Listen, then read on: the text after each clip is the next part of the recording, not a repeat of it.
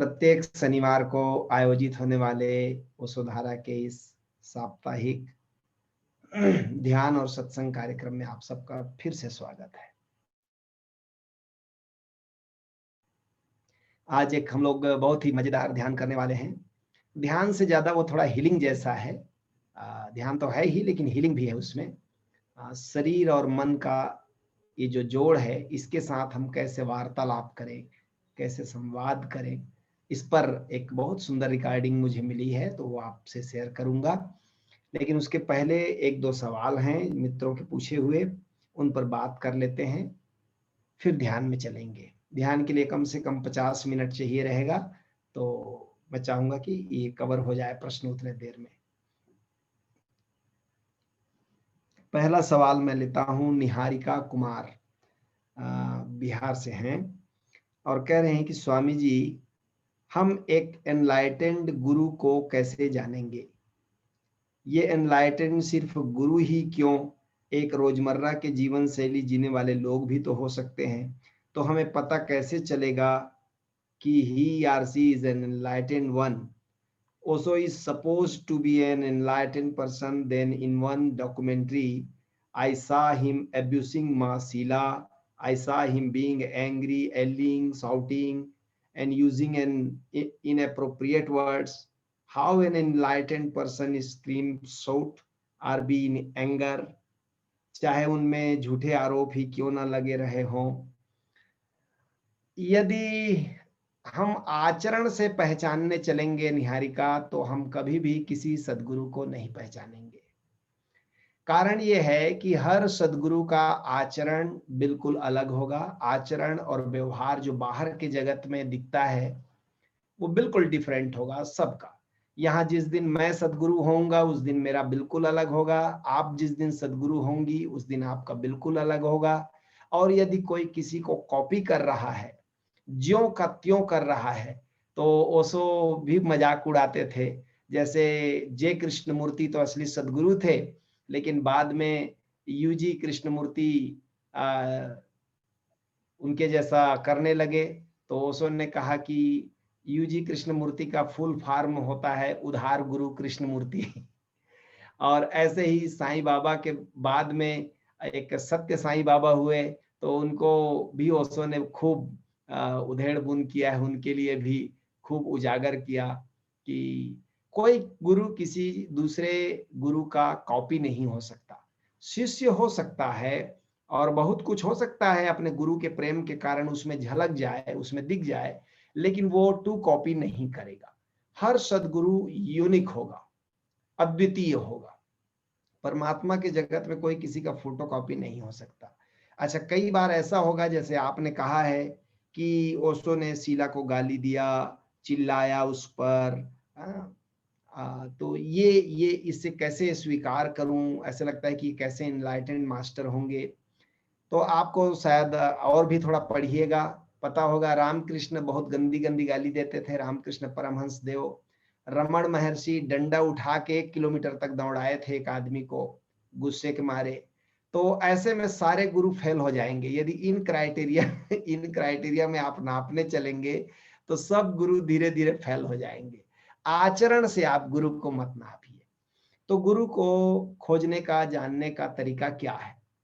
पहली बात तो मैं ये खोजूं कि मेरा अपना खोज क्या है, मेरी अपनी खोज क्या है।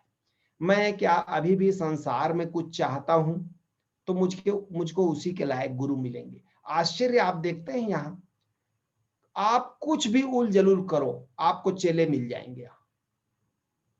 ये गजब बात मैंने इतने दिनों में देखी, इन 20-25 वर्षों में, जब से मेरी थोड़ी बुद्धि ने काम किया कहना चाहिए, तब से मैंने देखा कुछ भी उल जलूल करो, आपको चेले मिल जाएंगे। जैसे चेले तैयार बैठे रहते हैं। यहाँ समोसा खिलाने वाले गुरु मिलेंगे तो उनके भी शिष्य हैं, उनके भी चाहने वाले लोग हैं। यहाँ उटपटांग हरकत करने वाले गुरु के भी चेले हैं। बल्कि मैं तो कई बार ये देखता हूं कि जो सही सद्गुरु होगा, उसको चेला मिलना कठिन हो जाएगा, क्योंकि सही की तलाश ही बहुत कम लोग करते हैं, सत्य की तलाश ही बहुत कम लोग करते हैं। मेरा अपना अभिमत यह है कि जो शुद्ध सत्य की तलाश में है, वो तो आज नहीं कल किसी न किसी सद्गुरु से ही जुड़ेगा। उसके पहले वो राजी नहीं होगा। जो शुद्ध सत्य की तलाश में है, जो चाहता है आत्मज्ञान, ब्रह्म ज्ञान, वो सदगुरु से कम पर तृप्त नहीं होगा। लेकिन मान लीजिए, जैसे ओशो की एक कहानी मैंने कभी कभी सुनाई है, आपको फिर से सुनाता हूं, कि तिब्बत के दूर सुदूर गांव में एक नया आश्रम खुला। तो उस आश्रम से एक चिट्ठी आई ल्हासा के बड़े आश्रम को, कि आपके एक्सटेंशन के रूप में हमने एक आश्रम खोल लिया है, अब आप कृपा करके इस आश्रम को संभालने के लिए एक योग्य भिक्षु को यहाँ भेज दीजिए। उस आश्रम में, बड़े आश्रम में कोई 500 भिक्षु थे, एक से एक लर्नेड लोग थे। तो उनका जो सदगुरु था उसने 10 लोगों को भेजा। तो पूरे आश्रम में इस बात की चर्चा फैल गई कि भाई मांगा तो एक सदगुरु था वहां आश्रम चलाने के लिए, एक गुरु मांगा था, एक मैनेजर गुरु मांगा था वहां के लिए, लेकिन इनने 10 क्यों भेजा। और 1-2 दिन में बात इतनी ज्यादा बढ़ गई, चर्चा का विषय इतना ज्यादा हो गया कि पचाए ना पची बात। तो 2-4 जो मुंहलग्गे शिष्य थे उन्होंने जाकर गुरु को पूछा भी कि ये कुछ बात समझ में नहीं आई गुरुदेव, कि उन्होंने तो एक मांगा था, आपने 10 क्यों भेजे। तो उन्होंने कहा रुक जाओ, वहां से चिट्ठी आने दो, फिर इस पर बात करेंगे, अभी थोड़ा धैर्य रखो। बात आई गई हो गई, 10 चल पड़े। लेकिन पहले ही दिन अगले गांव में जब पड़ाव डाला उनमें से, तो वहां का राजा जो जमींदार था वो आया। उसने 10 भिक्षुओं को देखकर प्रणाम किया और कहा कि मेरी एक समस्या का निवारण कर दीजिए। ज्योतिष से मैंने दिखवाया है, तो ज्योतिष ने कहा है कि कल पहली सुबह जिसको भी तुम देखो उससे अपनी लड़की की शादी कर देना। मेरी लड़की की शादी नहीं हो पा रही, योग्य वर नहीं मिल रहा है, और मेरे राज्य में अकाल पड़ा हुआ है। तो उसने कहा है कि जिस योग्य व्यक्ति को कल सुबह तुम देखो उससे शादी कर दो, तुम्हारे राज्य से अकाल गायब हो जाएगा। तो बोले आप 10 हैं, 10 में कोई ना कोई तैयार तो होगा ही। तो बड़ा जमींदार था, लड़की बहुत सुंदर थी, जाहिर था पहले ने ही तैयारी दिखाई। बोले पहले ने ही कहा कि मैं क्यों नहीं कहूंगा, मैं कोई पागल हूं। वो रुक गया वहीं। ऐसे ही अगले गांव में गए तो कुछ और आकर्षण, और अगले गांव गए कुछ और आकर्षण। ऐसे करते करते अंत में 2 भिक्षु बचे। 2 भिक्षु आखिरी गांव में रुके थे, उसके अगली सुबह वो लोग आश्रम पहुंच जाते। उस गांव में उन लोगों ने रात में प्रवचन दिया, तो एक तार्किक खड़ा हो गया, उसने इसका खंडन कर दिया।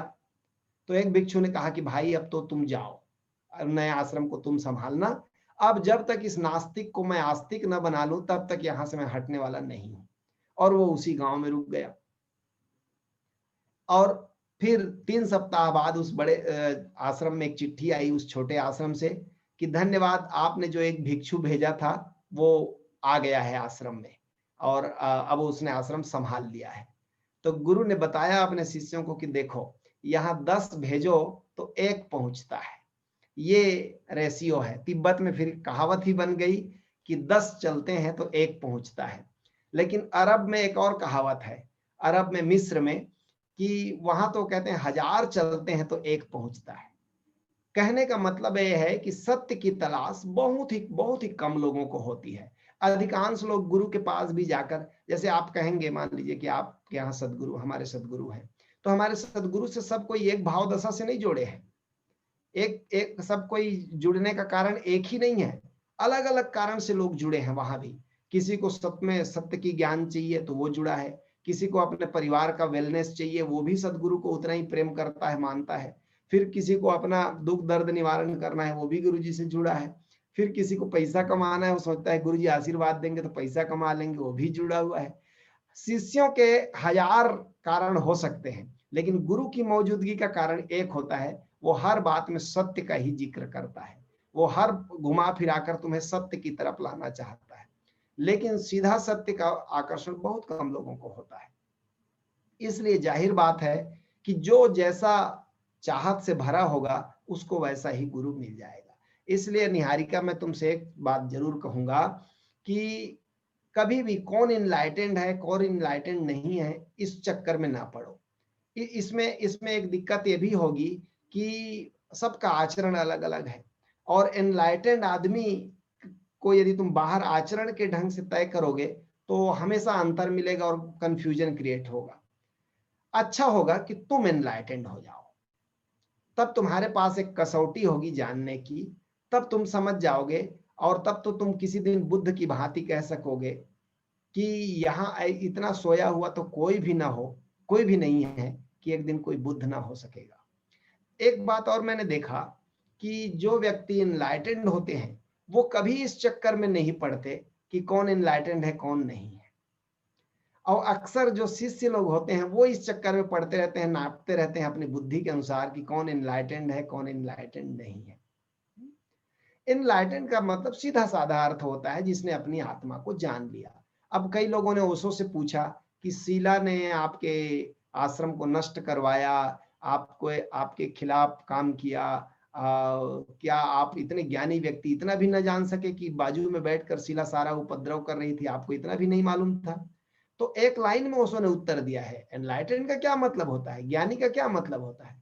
ज्ञानी का केवल इतना मतलब होता है कि वो अपनी आत्मा को जानता है और आत्मा के तल पर ठहर कर जीता है। लेकिन इसका मतलब ये नहीं कि अब संसार का सब ज्ञान उसको हो जाएगा। ओशो ने इतने प्रवचन दिए हैं, वो ज्यादातर किताबें पढ़कर उत्तर दिए हैं। वो जो आत्मा से संबंधित प्रश्न है वो केवल उनका अनुभव का उत्तर है। बाकी अन्य सूचनात्मक जो ज्ञान उन्होंने हमें दिया है वो किताबों को पढ़कर दिया है। इसलिए कई बार आपको उनमें से कोई कोई ऐसा भी मिल जाएगा, मिस्टेक भी मिल जाएगा। अब जैसे ओशो ने खुद ही कहा कि जीसस को ज्ञानी कहने वाले लोगों के साथ एक बड़ा दिक्कत हो जाता है। जीसस ने कह दिया था कि धरती चपटी है। गैलीलियो आया, उसने कहा जी धरती तो गोल है। तो ईसाई पादरी नाराज हो गए। उन्होंने कहा जी आप तो गलत बोलते हो, जीसस का वचन गलत हो ही नहीं सकता, बाइबल में साफ साफ लिखा है कि धरती चपटी है। अब गैलीलियो ने कहा, पादरी इतने नाराज हुए कि पोप ने कहा तुमको मृत्यु दंड मिलेगा यदि तुमने अपने वचन न बदला, क्योंकि जीसस का एक वचन गलत हुआ तो फिर सारे वचन गलत हो जाएंगे। तो गैलीलियो ने कहा कि मैं अपना वचन बदल लेता हूं, मुझे मरने का कोई शौक नहीं है, लेकिन मेरे वचन बदलने से धरती चपटी नहीं हो जाएगी, ख्याल रखना। मैं तो बदल लूंगा, मुझको जीने का शौक है, मैं मरना नहीं चाहता बेकार में। मैं मान लेता हूं आप कहते हैं कि धरती चपटी, लेकिन मेरे मानने से क्या होगा, धरती गोल है तो गोल है, उसको मैं क्या कर सकता हूं। अब आप इस बात से समझे, ओशो ने इस जगह आकर कहा कि बुद्ध पुरुष का वह वचन तो उसका अनुभव का होता है जो आत्मा के संबंध में, परमात्मा के संबंध में, जो ज्ञान अपने अंतर अनुभव के संबंध में जो बोलता है वो उसका है।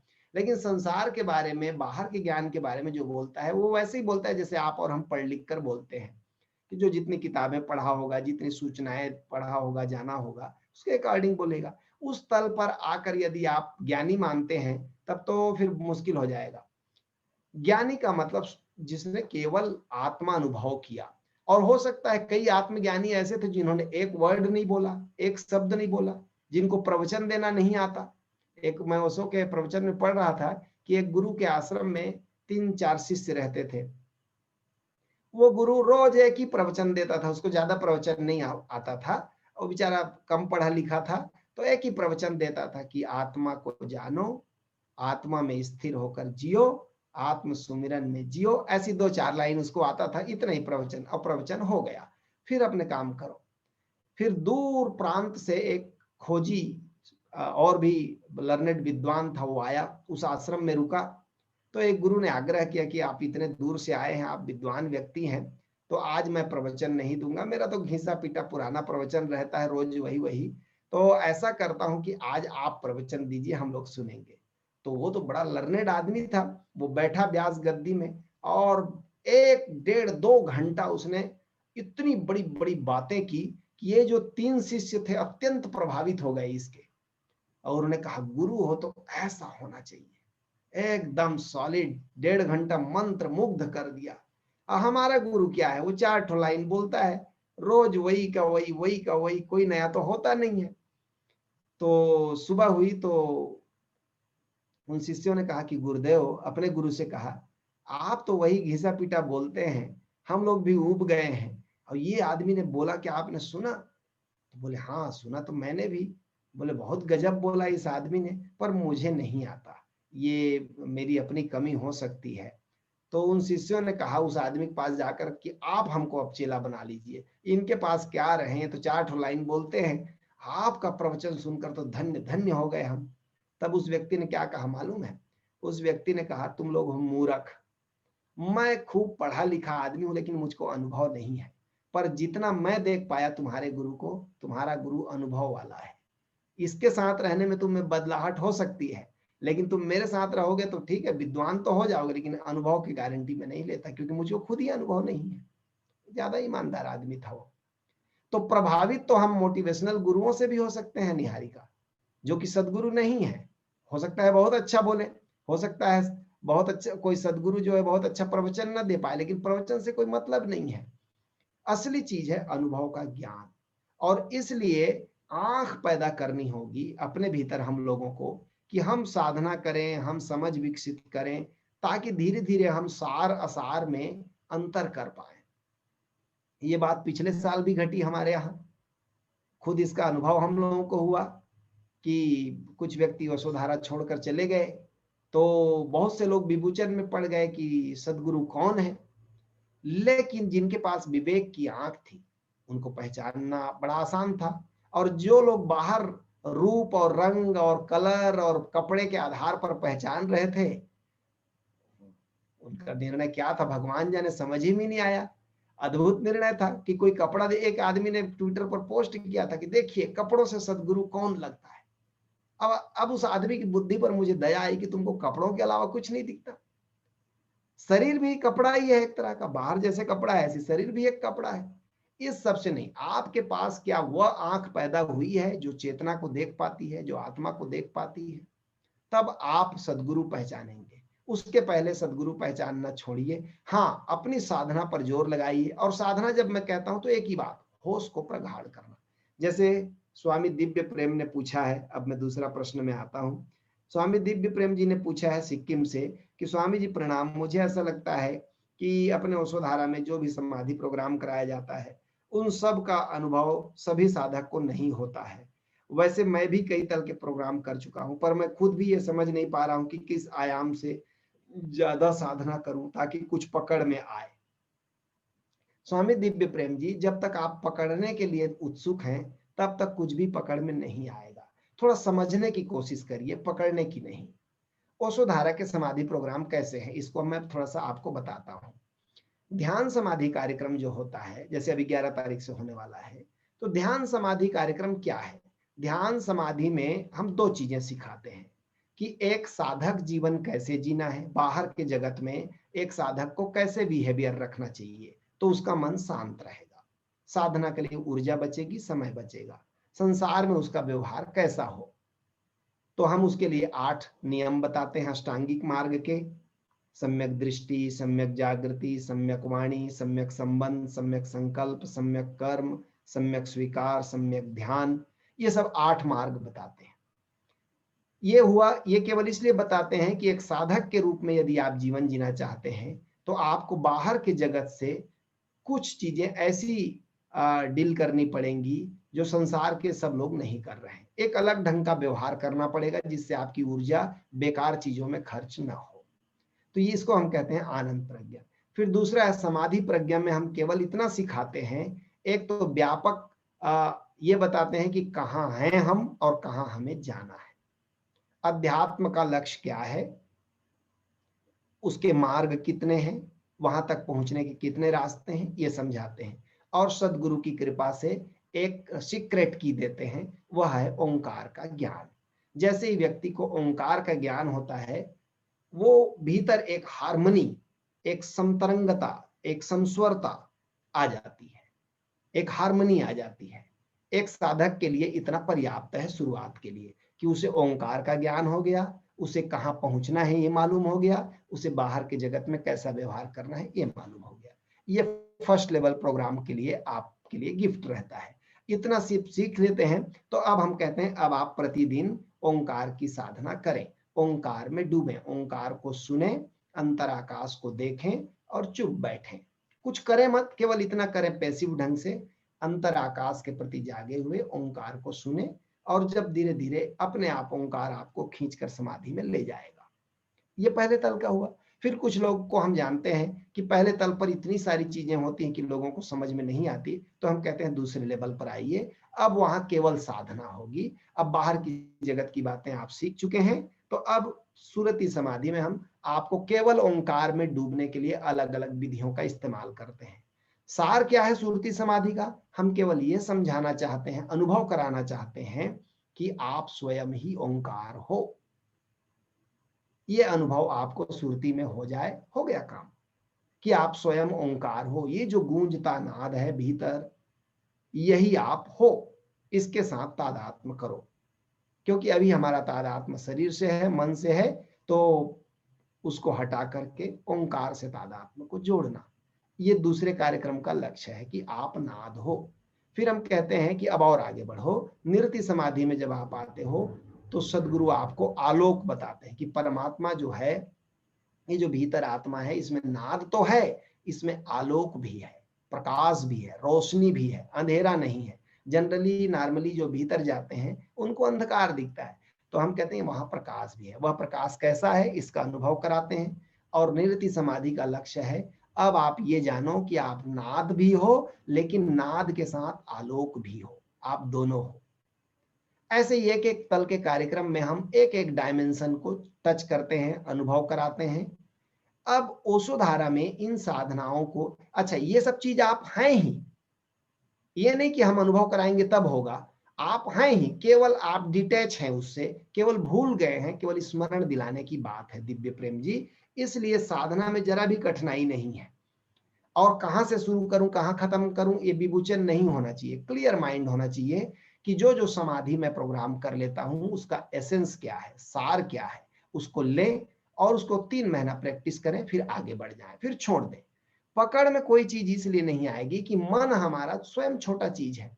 यदि आप मन से किसी चीज को पकड़ना चाहते हैं तो फिर आप कंफ्यूज होते जाएंगे।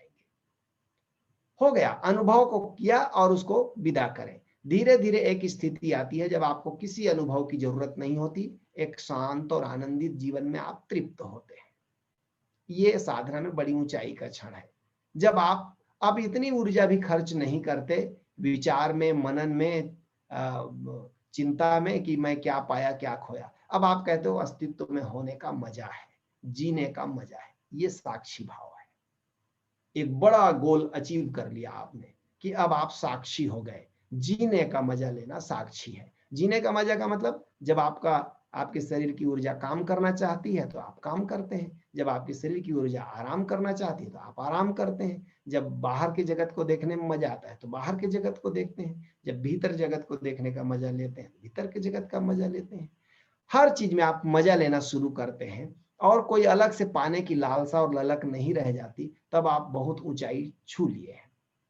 अब धीरे धीरे धर्म क्या है, अध्यात्म क्या है, मिटने की कला है। व्यक्ति के रूप में मिटना, अस्तित्व के रूप में प्रकट होना।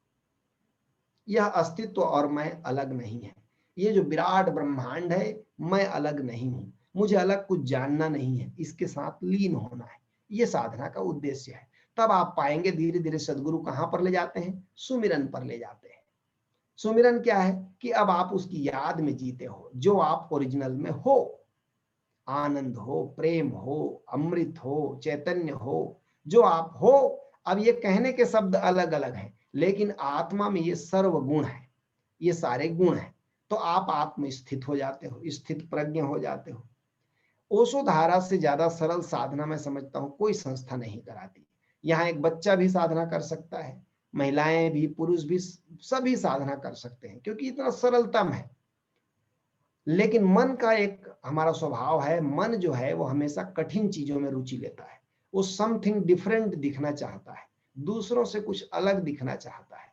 बस इस बीमारी से आप पीड़ित मत होना, इसको जरा सजग रहना। या हमको अलग नहीं दिखना है, हमको स्पेशल नहीं होना है, एकदम सहज होना है, सरल होना है। सारी साधना सहज होने और सरल होने की है।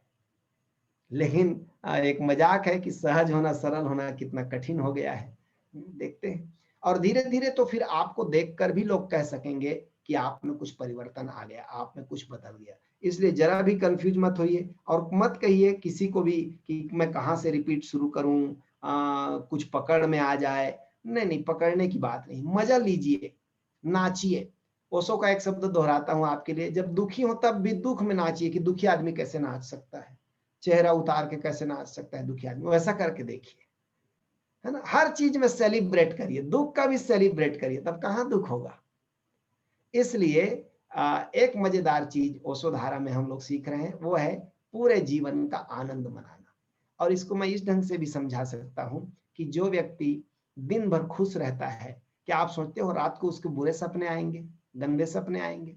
जो दिन भर प्रसन्न रहा, नाचा गाया, रात उसका बड़ा आराम से कटेगा। ऐसे ये जीवन दिनमान है। यदि पूरा जीवन हंसते नाचते गाते कटे तो आप क्या सोचते हैं मृत्यु के बाद बुरे सपने आएंगे? मृत्यु रात है। तो जिसका जीवन अच्छा होगा उसकी मृत्यु अच्छी हो जाएगी, जिसका दिन अच्छा होगा उसकी रात अच्छी हो जाएगी। आप दिन को अच्छा करने में लगिए, मत सोचिए कि पकड़ में क्या आएगा। हमारा मन जो है ना बदमाश है, वो चीजों को पकड़ना चाहता है। वो खुद ही छोटा है, खुद ही एक अंश है, लेकिन वो विराट को पकड़ना चाहता है। और विराट की एक खूबी है कि वो पकड़ में नहीं आएगा। उसके साथ एक हुआ जा सकता है, उसमें लीन हुआ जा सकता है, लेकिन उसको पकड़ा नहीं जा सकता। कल मैं ओशो का एक प्रवचन सुनता था, बोले मन का एक स्वभाव है कि वो हमेशा खंड को देख सकता है। मन का ये स्वभाव है, वो हमेशा खंड देखेगा, आधा देखेगा, कभी भी किसी चीज का पूरा नहीं देख सकता। वो तो छोड़ दीजिए, एक रेत का कण भी आपके हाथ में रख दें तो भी आपकी आंख और आपका मन उसका आधा ही हिस्सा देखेगा, पूरा नहीं देख सकता एक साथ। और चेतना का क्या स्वभाव है? चेतना पूरे को एक साथ देखती है। जब आप चैतन्य से देखेंगे जगत को तो देखेंगे ही नहीं, चैतन्य के साथ एक हो जाएंगे। लेकिन मन से देखेंगे जगत को तो हमेशा एक टुकड़ा देखेंगे, अर्ध सत्य को देखेंगे, आधा सच को देखेंगे। इसलिए धीरे धीरे एक बात समझ में आनी चाहिए सभी साधकों को कि मन की क्षमता नहीं है कि वो सत्य को जान सके। तो धीरे धीरे मन पर पकड़ ढीली होनी चाहिए। शुरू शुरू में रहते हैं, पढ़े लिखे लोगों का ज्यादा रहता है, इसलिए पढ़े लिखे लोगों के लिए जितना ज्यादा लर्नेड आदमी होगा, पढ़ा लिखा होगा, उसके लिए अध्यात्म उतना कठिन होता है, क्योंकि वो मन को छोड़ना नहीं चाहता। और जितना सरल तरल आदमी होगा, अब दिक्कत दोनों जगह है। पढ़ा लिखा आदमी संशय करेगा, संदेह करेगा, तो वो इस संदेह और संशय से पार जाएगा, तो उसका अचीवमेंट जब होगा, वो अमन होगा, तो उसको बड़ा मजा आएगा कि बड़ी गहरी उपलब्धि हुई। और जो सरल तरल आदमी होता है, वो ऑलरेडी सरल तरल होता है, तो उसको उपलब्धि होती तो वो ये भी नहीं समझ पाता कि कोई बहुत बड़ी उपलब्धि हुई है। तो ये दोनों बातें भी है। लेकिन मैं इतना जरूर कहूंगा कि जैसे जैसे आप सहज होंगे, सरल होंगे, सजग होंगे, यही समाधि कार्यक्रमों का लक्ष्य है। सजगता, प्रेम पूर्ण होना, आनंद पूर्ण होना, सजग होना, भीतर के प्रति बाहर के प्रति एक साथ। तो फिर कंफ्यूजन नहीं होगा दिव्य प्रेम जी। तो बहुत बहुत धन्यवाद। और आखिरी छोटा सा कितना मिनट बचा है मैं देख लेता हूँ, टाइम बचा है थोड़ा सा। कह रहे हैं योगेश जी कि स्वामी जी पतंजलि की जो धारणा है और हमारे आम आदमियों की धारणा में क्या अंतर है? जब पतंजलि सिखाते हैं धारणा, पतंजलि के योग का नाम है अष्टांग योग। यम, नियम, आसन, प्राणायाम, प्रत्याहार, धारणा, ध्यान, समाधि। तो पतंजलि की धारणा जो होता है, कंटेम्पलेशन जिसको बोलते हैं अंग्रेजी में, वो है भीतर के जगत में जाने के लिए एक हम हाइपोथेटिकल, ये जो हमारी ऊर्जा बिखरी बिखरी है, एक धारणा एक जगह फोकस करते हैं, वो धारणा कहलाती है। जैसे हम आपको ध्यान में ले जाते हैं तो कहते हैं अब अंतर आकाश को देखें, या हम कहेंगे कि भाव करें कि आपके सिर के ऊपर भाग में एक गोल्डन लाइट ऊपर से नीचे बरस रही है। तो बरस रही है कि नहीं रही है आप देख नहीं पा रहे हैं, लेकिन आपको कहते हैं जस्ट एक इमेजिन करो, जस्ट भाव करो, एक धारणा करो। ठीक है, ये धारणा क्या करेगा? 10 जगह बटे हुए मन को एक जगह ले आएगा। तो मन ताकतवर हो गया, आप एक जगह इकट्ठा हो गया। आप एक जगह इकट्ठा करके उसको ड्रॉप करना आसान है, 10 जगह टुकड़े टुकड़े में दौड़ते मन को ड्रॉप करना कठिन है। तो इसलिए धारणा फिर एक जगह आता है तो हम धारणा में कहते हैं फिर धारणा को अब छोड़ दें, अब हटा दें, अब शून्य में उतर जाए, ये ध्यान है। शून्यता के प्रति जागरण, ये ध्यान हो गया। फिर हम कहते हैं अब शून्यता के प्रति भी जागरण छोड़ दें, अब केवल जागरण रहे, बस लीन हो जाना है, अब ये समाधि है। तो ऐसे ग्रेजुअली उतरने के लिए धारणा का प्रयोग हम करते हैं। लेकिन संसार के जगत में जिसको हम धारणा कहते हैं, उसका मतलब होता है संस्कार, कि तुम्हारी धारणा ठीक नहीं है, नहीं नहीं तुम गलत धारणा से भरे व्यक्ति हो, संस्कार एक तरह का कहना चाहिए। तो जो जिस समाज में पैदा होगा वहां के रीति नीति नियम उसके धारणा में, उसके संस्कार में आ जाते हैं। तो वो तो बाहरी जगत की बात है। साधना के जगत में धारणा का मूल्य है फोकस करना, एक बिंदु पर टिकना, मोमबत्ती की लौ पर टिकना, अंतर ज्योति पर टिकना, अंतर आकाश पर टिकना, या जो भी सजेशन दिया जा रहा है उसको फॉलो करना, इससे मन जो बिखरा बिखरा है वो एक जगह हो जाता है। मैं इसी ढंग से प्रयोग करता हूँ और इसी ढंग से समझता हूँ। फिर धारणा से ध्यान में जाना आसान है, क्योंकि धारणा को हम ड्रॉप कर देते हैं। शास्त्रीय परिभाषाएं हो सकती हैं अलग अलग हों, लेकिन मैं आपको, ईमानदारी की बात है, शनिवार का ये जो कार्यक्रम होता है इसमें मैं आपको कोई शास्त्रीय बातें समझाने के लिए उत्सुक नहीं रहता। ये केवल मेरा गप सड़ाका समझ लीजिए। आपके साथ बातचीत करने में मजा आता है, गप करने में मजा आता है, इतने मित्र प्रेम करते हैं, इसलिए मैं बोलता हूँ। तो मेरी बातों का कोई शास्त्रीय प्रमाण मत ढूंढिएगा कि पतंजलि ने तो धारणा की ये परिभाषा की है, तो योग में तो ये है। मैं खुद ही ज्यादा शास्त्र वास्त्र पढ़ा नहीं हूँ, डर लगता है मुझको। हाँ, लेकिन मुझको मजा आता है इन सब चीज को, और अपने अनुभव से जो जितना जानता हूँ आपसे मैं निवेदन करता हूँ। उसको कोई बहुत ज्यादा आप अथॉरिटी पर्सन मत मानिएगा। हाँ, आपको सुविधा मिल जाए, आपको सहारा मिल जाए जैसे मुझे मिला है, तो इसलिए मैं शेयर करता हूँ। तो आज मैं लंबा सत्संग नहीं लूंगा, क्योंकि आज बहुत बढ़िया एक ध्यान करने वाले हैं। तो फेसबुक के मित्रों को मैं विदा करता हूँ। आप ध्यान में शामिल नहीं हो पाएंगे। बाकी जो जूम में मेरे साथ लगभग 203 मित्र जुड़े हुए हैं, उनके साथ ध्यान की यात्रा हम लोग शुरू करते हैं।